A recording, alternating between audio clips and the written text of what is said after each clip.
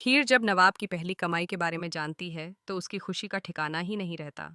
वह भावुक होकर नवाब को गले लगा लेती है। वहीं दूसरी तरफ यह सब देखकर गुलाब के पैरों तले जमीन खिसक जाती है। उसे लगता है कि नवाब ने उसे बहुत बड़ा धोखा दे दिया है। टीवी शो टू जूलियट जट दी के आने वाले एपिसोड में कहानी एक दिलचस्प मोड़ लेने वाली है। अब नवाब अपनी जिंदगी को अपने दम पर जीने की कोशिश कर रहा है। पहले वह शाही ठाठ बाट में पला बढ़ा था, लेकिन अब हालात ऐसे बन चुके हैं कि उसे खुद मेहनत करके पैसे कमाने पड़ रहे हैं। पूरा दिन कड़ी मेहनत करने के बाद भी नवाब सिर्फ 100 रुपये ही कमा पाता है, क्योंकि वह एक वेटर के तौर पर काम कर रहा होता है। यह रकम भले ही बहुत छोटी हो, लेकिन उसके लिए यह बेहद खास होती है, क्योंकि यह उसकी ज़िंदगी की पहली मेहनत की कमाई है।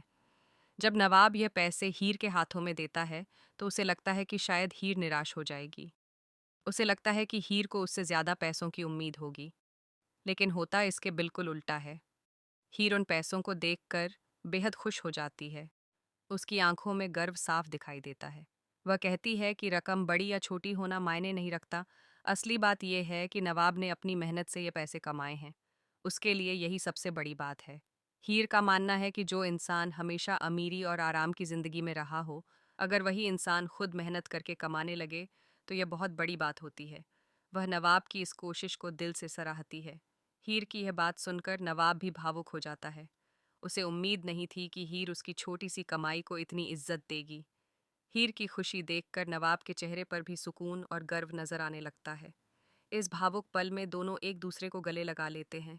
उनके बीच का यह रिश्ता और भी मजबूत होता हुआ दिखाई देता है।